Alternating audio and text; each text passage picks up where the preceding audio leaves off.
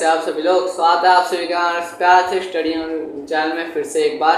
तो आज हम क्या पढ़ने वाले हैं? आज हम पढ़ने वाले हैं क्लास 9 मैथ्स एनसीईआरटी का चैप्टर नंबर 7 जिसका नाम है ट्रायंगल्स। तो ट्रायंगल्स की पहले हमें प्रॉपर्टी पढ़नी है, फिर ट्रायंगल्स सिमिलर होते हैं, कॉन्ग्रुएंट होते हैं, ये हमें पढ़ना है। तो चलिए बिना किसी देरी के शुरू करते हैं। तो पहले हमें पढ़ना है सिमिलर और कॉन्ग्रुएंट क्या होता है। यहाँ पे मैं लिख रहा हूँ सिमिलर और यहाँ पे मैं लिख देता हूँ कॉन्ग्रुएंट। ठीक है, अगर मैं सिमिलर की बात करूं तो सिमिलर में कौन कौन से फिगर्स आते हैं। सिमिलर में जैसे आप मान लो कि एक सर्कल है, एक उससे बड़ा सर्कल है। ये दोनों सर्कल सिमिलर तो हैं लेकिन कॉन्ग्रुएंट नहीं है। They are similar but not congruent. लेकिन अगर मैं कॉन्ग्रुएंट की बात करूं तो कॉन्ग्रुएंस के लिए जो सर्कल है, ये दो सर्कल है, इन दोनों का जो रेडियस है ना, ये रेडियस आर रेडियस, ये हमेशा सेम होना चाहिए। यहाँ पे आर बड़ा भी हो सकता है आर डैश से, ये साइड देखो, ये आर डैश, ये आर, इसमें आर डैश बड़ा है आर से, है ना, ये भी हो सकता है। ये वाला सर्कल उससे बड़ा है, लेकिन ये सिमिलर है, मतलब एक जैसी शेप के है। अगर कोई भी दो फिगर एक जैसी शेप के होते हैं तो वो सिमिलर होते हैं। If any two figures are same in shape size, नहीं सेम इन शेप, अगर कोई भी दो फिगर्स जो हैं वो सेम है शेप में तो वो क्या होते हैं, सिमिलर होते हैं। उसी जगह अगर मैं बात करूँ कॉन्ग्रुएंट की, तो कॉन्ग्रुएंट कौन कौन से फिगर होते हैं? अगर if two figures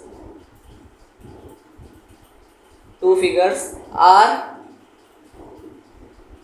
same side and shape और एनीथिंग, है ना। सेम आप वही बोल सकते हो, सेम जो भी दिए हुए होते हैं एंगल्स या जो मर्जी रेडियस, सेम साइड और सेम शेप होनी चाहिए। जैसे मैं एक स्क्वायर की बात कर लूँ, जो स्क्वायर है और एक बड़ा वाला स्क्वायर है ना, इसमें इसकी जो साइड्स है वो इससे बड़ी है लेकिन ये शेप में तो सेम है ना, तो ये सिमिलर कहलाया जाएगा। लेकिन उसी केस में हम इसे कह सकते हैं कि ये कॉन्ग्रुएंट है? नहीं कह सकते। क्यों?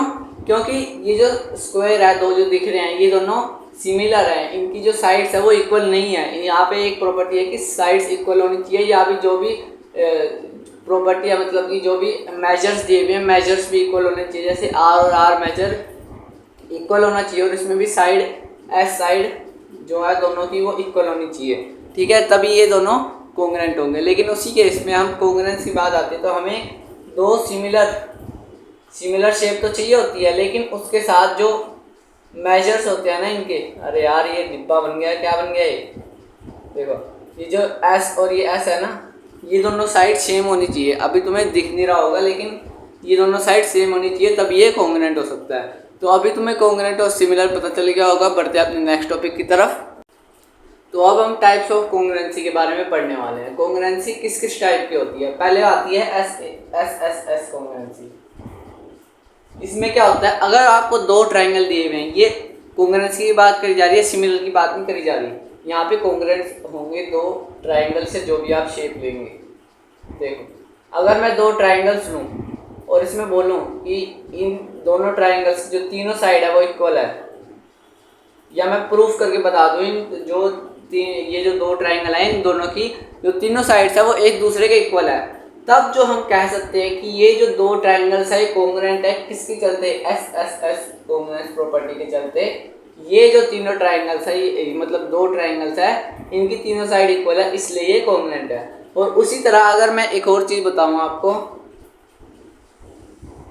वही अगर मैं एस कॉन्ग्रुएंस रख दूँ तो आप बोलोगे सर ये तो हमको ही पता है, तो पिछली क्लास में ही पढ़ाया था, है ना। तो इस क्लास में भी थोड़ा सा दोबारा से रिवीजन ले लो। अगर दो ट्रायंगल्स है, हाँ, और एक और चीज इसमें बता दो कि एस कॉन्ग्रुएंस में अगर यहाँ पे दो ट्रायंगल्स कॉन्ग्रुएंट होते हैं, if two triangles are congruent, if two triangles,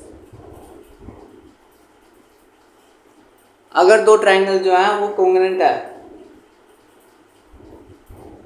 are congruent, then their measures, मतलब उनके जो मेजर्स होंगे वो इक्वल होंगे हमेशा। Measures are equal. ये अपनी कॉपी में नोट कर लो कि अगर जब भी दो ट्रायंगल्स कॉन्ग्रुएंट होते हैं तो उनके जो मेजर्स होते हैं वो हमेशा इक्वल होते हैं। जैसे इसके अगर मैंने एस कॉन्ग्रुएंसी से प्रूव कर दिया दोनों ट्रायंगल्स इक्वल हैं तो इनके जो तीनों साइड्स है ना ये हमेशा इक्वली होंगी। साइड्स कह रहा है एंगल्स, जो तीन एंगल्स है ये भी आपस में हमेशा इक्वल ही रहेंगे दूसरे वाले एंगल से। चलिए डायरेक्ट टेस्ट के बारे में ये होता है कॉन्ग्रुएंसी का साइन की कॉन्ग्रुएंस कैसे है, ठीक है। और एस कॉन्ग्रुएंस की बात है तो एस कॉन्ग्रुएंस में हम आते हैं कि एस कॉन्ग्रुएंस मतलब एस कॉन्ग्रुएंस में अगर हमें एक एंगल पता चल जाए, ये एंगल पता चल जाए इसके इक्वल, एक साइड मतलब दो साइड पता चल जाए और एक एंगल पता चल जाए, तो हम बोल सकते हैं कि ये जो ट्राइंगल है ये एस प्रॉपर्टी मतलब कॉन्ग्रुएंस की प्रॉपर्टी से प्रूफ होता है कि ये दोनों ट्राइंगल कॉन्ग्रुएंट है। और हम ये भी कह सकते हैं कि ये वाली साइड जो है, ये वाला एंगल जो है इस वाले एंगल से इक्वल है, ये वाली साइड इस वाली साइड से इक्वल है, और ये वाला एंगल जो है इस वाले एंगल से इक्वल है हमेशा। क्यों क्यों कह सकते हैं हम ये? क्योंकि ये जो है दो ट्राइंगल जो है वो एक दूसरे से कॉन्ग्रुएंट है, मतलब सिमिलर नहीं है, सिमिलर भी है और सेम मेजर्स के भी है। कॉन्ग्रुएंट तभी हो सकता है जब मेजर दोनों का सेम हो। तो एस कॉन्ग्रुएंस से अगर हम दोनों को प्रूव कर देते हैं मतलब इनका जो मेजर है वो हमेशा सेम है। तो देखो अब एस कॉन्ग्रुएंस होगा, अब आ गया ए एस कॉन्ग्रुएंस। इसमें क्या होता है, इसमें अगर हम देखें तो जो दो ट्राइंगल होते हैं, जो भी दो ट्राइंगल होंगे इनमें से क्या होगा कि सर आप तुम बोलोगे हाँ सर इनमें दो एंगल इक्वल होंगे, ये वाला और ये वाले, है ना, ये दो एंगल्स इक्वल होंगे और जो एक साइड होगी वो इक्वल होगी। हाँ बिल्कुल सही। अब अगर हमने बोलना हो कि दो एंगल्स हमें पता है कि दोनों सेम है इस वाले ट्रायंगल से और एक साइड इस वाले ट्रायंगल से सेम है, तो ये दोनों कॉन्ग्रुएंट है एएससी के प्रॉपर्टी के चलते। उसी तरह हम ये भी कह सकते हैं ये वाली साइड इस साइड के इक्वल है, ये वाली साइड इस साइड के इक्वल है ना, ये हम कह सकते हैं, ठीक है। अब इसके बाद एक और प्रॉपर्टी आती है ए। सर ये क्या कह रहे हो ए? सर गाली तो नहीं दे रहे? नहीं भाई गाली तो नहीं दूंगा।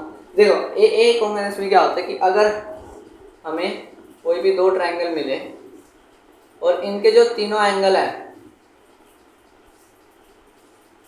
इनके जो तीनों एंगल हैं ये हमेशा मतलब हमेशा कह रहा, अगर तुम्हें मिल जाए कि ये दोनों कहीं भी मिल जाएं, रास्ते में पकड़ के मार दो इन्हें, मतलब कि अगर ये मिल जाए कि ये तीनों एंगल इक्वल हैं, ऐसे बना लेता हूँ, ऐसे ऐसे और ऐसे। देखो अगर तुम्हें पता चल जाए कि तीनों के तीनों एंगल सिमिलर है, मतलब एक दूसरे के साथ मेल खाते हैं, सिमिलर भी हैं और कॉन्ग्रुएंट भी हैं और सेम भी है ना, तो तुम कह सकते हो कि ये जो ट्रायंगल है, ये जो दो ट्रायंगल है, ये ए कॉन्ग्रुएंसी से इक्वल है, मतलब कॉन्ग्रुएंट है दोनों। और तुम ये भी कह सकते हो कि ये वाली साइड और ये वाली साइड और ये वाली साइड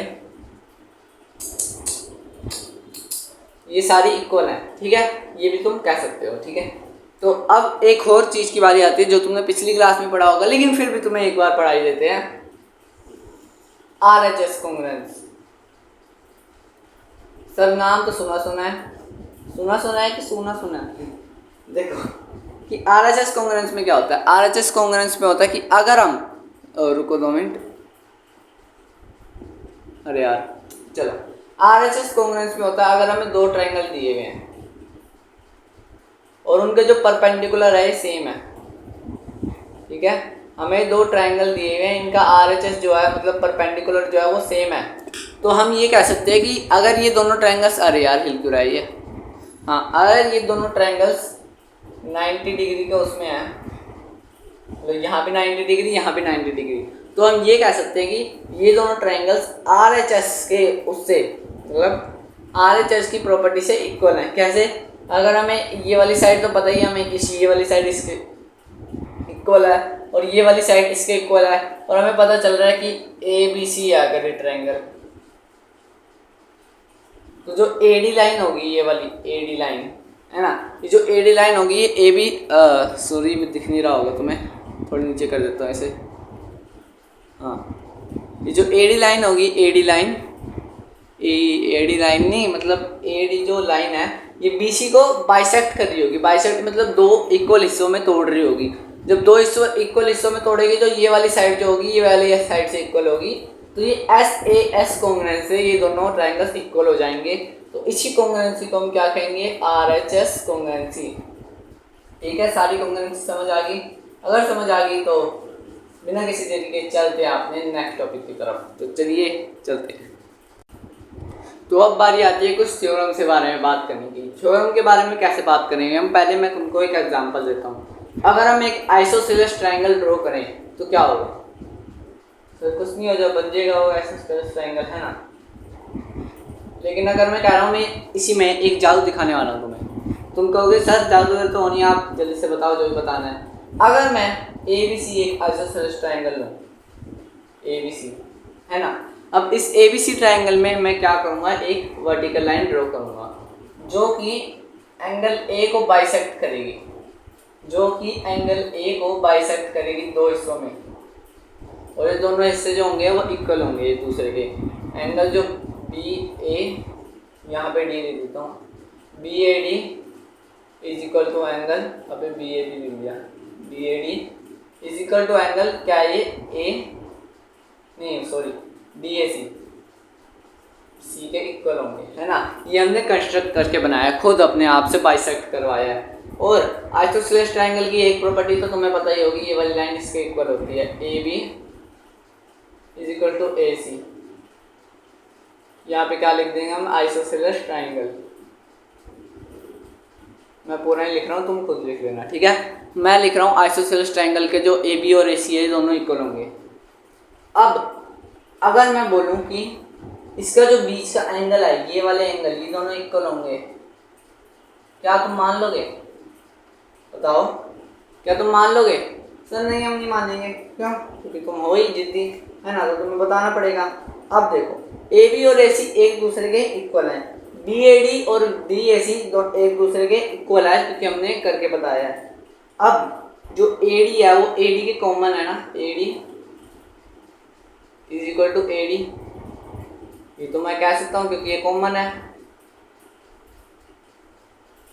क्योंकि ये बीच वाली लाइन है ना, ये तो कॉमन है, ये दोनों इक्वल हैं। तो हम ये कह सकते हैं कि अगर हम एस ए एस कॉन्ग्रुएंस लगाएं, एस ए एस कॉन्ग्रुएंस, क्योंकि एस ए एस कैसे, ये एक साइड मिल गई हमें, है ना, दूसरी साइड मिल गई और एक एंगल मिल गया, तो दो साइड और एक एंगल अगर मिल गया तो एस ए एस कॉन्ग्रुएंस से प्रूव कर सकते हैं कि जो ट्राइंगल ए बी डी है ये किसके कॉन्ग्रुएंस है, एंगल किसके, अरे यार हाँ, एंगल मतलब ट्राइंगल ए डी सी के, है ना, ए डी सी के इक्वल है, ये हम कॉन्ग्रुएंस प्रूफ कर दिया हमने, है ना।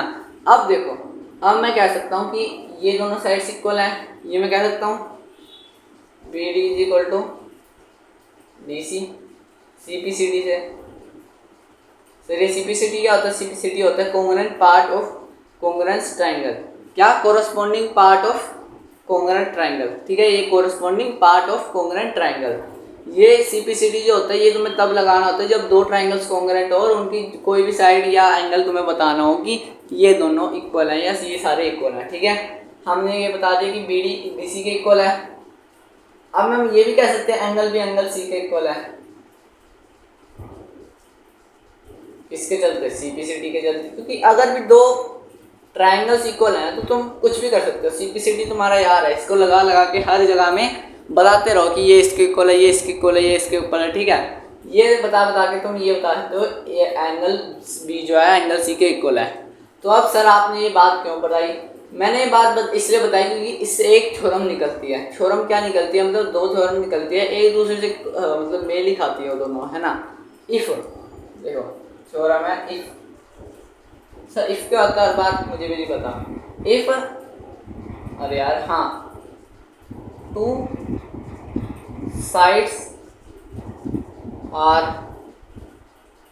इक्वल, अगर दो साइड्स इक्वल हैं देन वेयर एंगल्स, अगर ये दोनों साइड इक्वल हैं then their angles will also be equal. Sir ये थ्योरम क्यों प्रूफ कराई? ये थ्योरम इसलिए प्रूफ कराई कि अगर कोई भी दो साइड्स इक्वल है तो उनके जो दो एंगल्स होंगे, ये वाला और ये वाला, वो हमेशा इक्वल होंगे। सर वो दूसरा ट्रायंगल भी हो सकता है, दूसरा ट्रायंगल नहीं हो सकता, वो आइसोसेलेस ट्रायंगल ही हो सकता है, क्योंकि आइसोसेलेस ट्रायंगल की ही जो दो साइड्स हैं वो इक्वल हो सकती हैं। अगर उन्होंने बोला है कि इस ट्रायंगल की दो साइड इक्वल है, तो मान लो कि वो आइसोसेलेस ट्रायंगल है, क्योंकि उसकी आइसोसेलेस ट्रायंगल की दो साइड इक्वल होती है। तो उससे तुम बता सकते हो कि जो साइड इक्वल है उनके जो एंगल बनेंगे वो हमेशा इक्वल ही होंगे। और इसी से दूसरी थ्योरम निकलती है, इफ टू एंगल्स, यहाँ पे साइड्स की जगह एंगल्स लिख दूँ मैं, are equal then the three, मतलब देयर साइड्स विल ऑल्सो भी इक्वल, है ना। इसका उल्टा भी कर सकते हैं, एंगल्स को यहाँ पे लगा दो, साइड्स को वहाँ पे लगा दो, ठीक है। उसको उल्टा करके एक और नई थ्योरम बन जाती है, ठीक है। अब अगले स्लाइड पे चलते हैं, चलो।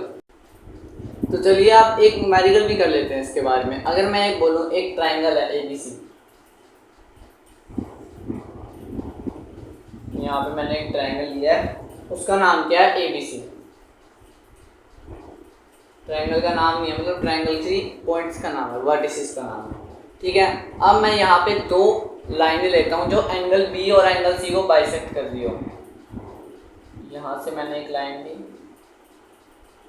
और यहाँ से मैंने एक लाइन ली, ठीक है। मैंने दो लाइन ले ली जो AB मतलब B और एंगल C को बाइसेक्ट कर रही है। इनका मैंने नाम रख दिया E और इसका नाम रख दिया F, ठीक है। अब ये दोनों है 90 डिग्री पे।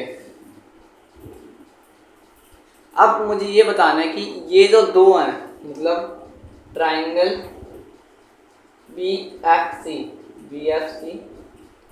इज कॉन्ग्रुएंट टू एंगल, मतलब ट्राइंगल क्या है ये? BEC, ठीक है। मुझे ये प्रूफ करना है, ये प्रूफ करके हमें बताना है।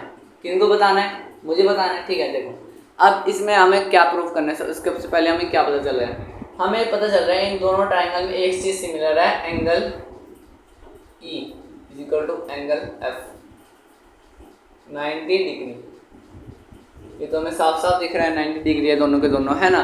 अब इसके बारे में एक और बात आती है, BC is equal to BC और BC इक्वल है। अरे यार एक और चीज बतानी थी, ABC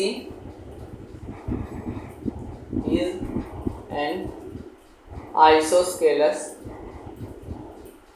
ट्राइंगल। ये क्वेश्चन तुम पोज करके खुद भी कर सकते हो, लेकिन अगर तुम्हें खुद करना है तो अभी पोज करके खुद से कर लो, और मैं तो करवा ही रहा हूँ। देखो BC के इक्वल है, क्यों है? कॉमन है ये दोनों जो ट्राइंगल्स हैं उनमें से BC और BC एक दूसरे के इक्वल है, वो कॉमन है वो। अब हमारी जो मेन टॉपिक आता है वो होता है कि सर अब हम एक और एंगल पता करना है, हमें एक और साइड पता करनी है, क्योंकि एक साइड और एक एंगल से कोई भी कॉन्ग्रुएंस प्रूफ नहीं हो सकता। तो अगर मैं कहूँ मैं एक एंगल प्रूफ करवा देता हूँ, तो तुम कहोगे सर कैसे? हम बताता हूँ। देखो यहाँ पे पहले एक लाइन मारो, मैं नहीं मार रही, मैं मार रहा हूँ लाइन। देखो यहाँ पे मैं कहता हूँ एंगल B एंगल C के इक्वल है, क्यों? प्रॉपर्टी ऑफ ये तो मैं पढ़ा ही होगा कि आइसोसेलेस ट्रायंगल की प्रॉपर्टी अभी पढ़ा है मैंने, आइसोसेलेस ट्रायंगल, है ना। प्रॉपर्टी है आइसोसेलेस ट्रायंगल की। अब अगर मैं कहता हूँ कि ये जो है इन दोनों लाइंस मैंने शुरू में ही बताया था बाइसेक्ट करा है एंगल B को और एंगल C को। बाइसेक्ट का मतलब होता है इन्हें आधा आधा तोड़ दिया है। तो half angle B will also भी equal to half angle C। अगर हम दोनों को हाफ से मल्टीप्लाई कर दें तो इक्वल ही होंगे दोनों के दोनों, है ना, कोई यार डिफरेंस नहीं होगा। तो ये भी तो वही है, ये भी तो वही है भैया, ये भी तो वही है ना।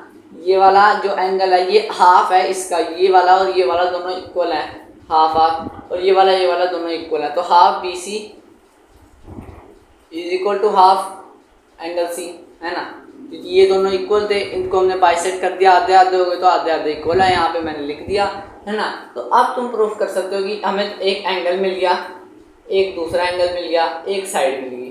तो हम इससे प्रूफ कर सकते हैं बाय इससे दो एंगल ASA से। हम ASA से प्रूफ कर सकते हैं कि जो ट्रायंगल BFC है वो कॉन्ग्रुएंट है किसके, ट्रायंगल BEC के, है ना। ये मैं प्रूफ कर दिया मैंने। अब एक चीज़ और बता दूं मैं कि हम अब ये भी कह सकते हैं कि एंगल मतलब साइड BE जो है, वैसे पूछा जाता है ये क्वेश्चन, इसलिए मैं बता रहा हूँ कि वो CF के इक्वल होगी। क्यों होगी सर, क्योंकि ये कॉन्ग्रुएंट ट्रायंगल का पार्ट है, दोनों के दोनों दो कॉन्ग्रुएंट ट्रायंगल के पार्ट हैं। तो हम इसे प्रूव कर सकते हैं CP/CD से कि ये दोनों ट्रायंगल जो है वो कॉन्ग्रुएंट है एक दूसरे के, ठीक है। तो होप करता हूँ आपको ये न्यूमेरिकल समझ आया होगा। चलते हैं अपनी फिर से पढ़ाई की तरफ। तो फिर से हम अपने थ्योरम वाली स्लाइड में आ चुके हैं और ये हमारे इस चैप्टर की लास्ट थ्योरम है और इसके बाद ये चैप्टर खत्म है, ठीक है। तो अच्छे से पढ़ाता हूँ, देखो अब मैं एक लाइन लेता हूँ, थोड़ा बड़ा बड़ा पढ़ाता हूँ मैं। यहाँ से एक ये हॉरिजॉन्टल तो लग नहीं रही सर, चलो फिर दूसरी बना लेता हूँ, है ना। ये लगभग हॉरिजॉन्टल है AB, ठीक है। अगर मैंने एक AB लाइन ली और इस पे मैंने एक पॉइंट बनाया C, मतलब मैंने एक लाइन ली C, यहाँ पे एक लाइन जाए जा रही है, इस लाइन का नाम दिया मैंने C, मतलब C तो पॉइंट का नाम होता है, चलो लाइन का नाम रख देते हैं। यहाँ पे कई पॉइंट्स है C, इस लाइन में कई पॉइंट्स है C, ठीक है। अब मुझे बताना क्या है सर, बताना क्या चाहता हूँ, बताना चाहता हूँ कि इसमें अगर मैं यहाँ से एक लाइन ड्रॉ करूँ, ठीक है। अब इस लाइन में जो यहाँ पे एक C पॉइंट बना है, ठीक है, बहुत सारे पॉइंट्स है, मैंने बताया इस लाइन में आपको C मिलेंगे बहुत सारे। अब देखो इसमें अगर मैंने यहाँ से एक लाइन मारी तो यहाँ का जो एंगल है वो यहाँ के एंगल से लगभग सेम है, ठीक है। तो ये वाली साइड जो है वो ज़्यादा कुछ बराबर ही बराबर है ना, इक्वल है। अब मैं मान लो इसका एंगल बढ़ा रहा हूँ, इसका थीटा जो है वो मैं थोड़ा बढ़ा रहा हूँ। अब मैंने इसको यहाँ के बदले यहाँ कर दिया, ठीक है। अब मैंने यहाँ कर दिया तो क्या हुआ, तुम्हें एक चीज़ बता करिए, कौन सी साइड बड़ी हुई, यहाँ पे जो C है, CB जो लाइन है वो बड़ी होगी थोड़ी सी। यस सर, ये तो हमको भी दिख रहा है। अब मैं बोलता हूँ इसको और बड़ा करो, इस एंगल को, इस एंगल को अगर मैं और बड़ा करूँ, यहाँ पे C लाऊं, इसको और बड़ा करूँ, तो अब क्या तुम्हें दिख रहा है, अब दिख रहा है कि CB लाइन जो है वो और बड़ी हो चुकी है ना। अब मैं इस एंगल को और बड़ा करता हूँ,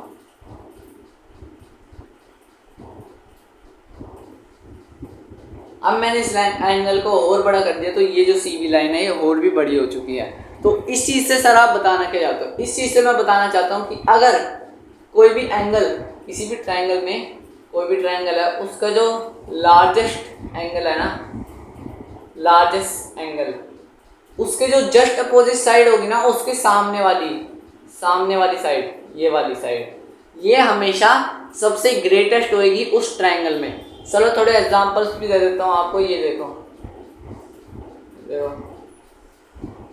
इसमें एंगल सबसे ज़्यादा बड़ा कौन सा लग रहा है तुम्हें, ये वाला लग रहा है, ये 90 के करीब कुछ एंगल है ना। तो इसके सामने वाली जो लाइन है, ये वाली बिल्कुल लाइन, ये वाली सेम है ना, इससे सबसे ज़्यादा बड़ी है तीनों उसमें से, ट्रायंगल्स में से।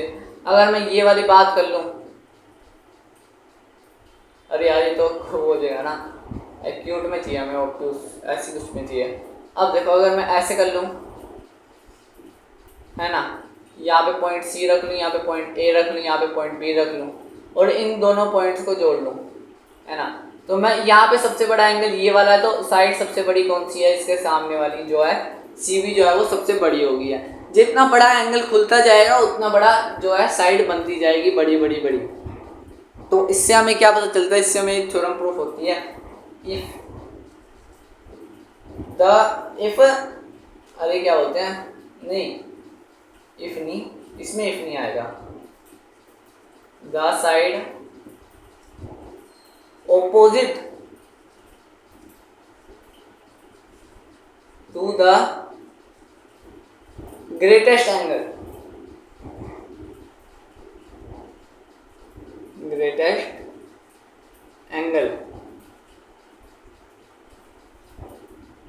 is the greatest। मेरी इंग्लिश अच्छी नहीं है तो थोड़ा समझ लेना कि जो भी साइड है अपोजिट ग्रेटेस्ट एंगल के, सबसे बड़े एंगल के जो जस्ट अपोजिट वाली साइड है सबसे बड़ी होगी हमेशा हमेशा। ये थ्योरम प्रूफ हुई है और ये थ्योरम कभी भी फेल नहीं हो सकती। कल को तुम कोई घटिया से एग्जांपल लेके आ जाओ, सर ये हमने फेल कर दी, तो रैपटिया जाओगे तुम बिल्कुल, है ना। और इसके जस्ट अपोजिट दो थ्योरम बनती है ना, एक ही चीज़ से दो थ्योरम बना देते हैं कि the side opposite to the greatest angle is the greatest, है ना। द साइड मतलब यहाँ पे एंगल भी लिख सकते हैं, the angle opposite to the greatest angle मतलब greatest side is the greatest. अगर जो सबसे लंबी साइड है, अगर मान लूँ ये लो सबसे लंबी साइड ले ली मैंने, यहाँ मैंने एक राइट एंगल ट्राइंगल बना दिया, इसमें जो सबसे लंबी साइड है ये वाली, इसके सामने वाली ये सबसे बड़ी है, तो ये जो 90 डिग्री का एंगल होगा ये हमेशा सबसे बड़ा ही रहेगा। और 90 राइट एंगल ट्राइंगल में 90 डिग्री का एंगल सबसे बड़ा होता है, इसलिए जो हाइपोटेन्यूस है वो दोनों साइड से सबसे ज़्यादा बड़ी होती है। और हमेशा ऑलवेज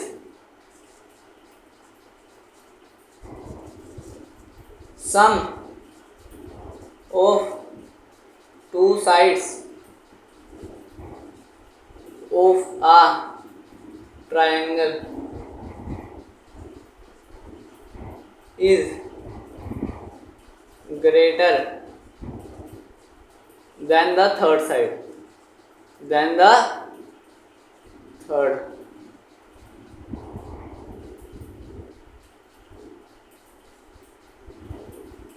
हमेशा जो सम होगा दो साइड्स का, एक ट्रायंगल में जो दो साइड का सम होगा हमेशा तीसरे वाली साइड से हमेशा इक्वल होगा। अगर मैं इन दो साइड्स का ही मान लूँ, ये दो साइड्स हैं वो हमेशा इस वाली साइड से बड़े होंगे, और ये दो साइड्स हैं ये हमेशा इस वाली जो साइड है इससे बड़े होंगे।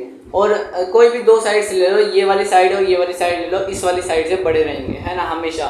क्यों? क्योंकि ये एक थ्योरम है, ये कोई मजाक नहीं है, ये थ्योरम है, ये प्रूफ करी जाती है। बड़े बड़े मैथमेटिशियंस ने तुमसे भी ज़्यादा पढ़ के इन्हें प्रूफ करा हुआ है, तो बेवकूफ़ी वाली बातें मत करा करो, ठीक है। तो हमारा ये चैप्टर अब ख़त्म हो चुका है, तो मिलते हैं आपसे अपनी अगली वीडियो में। वीडियो पसंद आई हो like share and subscribe please कर दीजिए। मिलते हैं आपसे अपनी अगली वीडियो में, तब तक के लिए गुड बाय।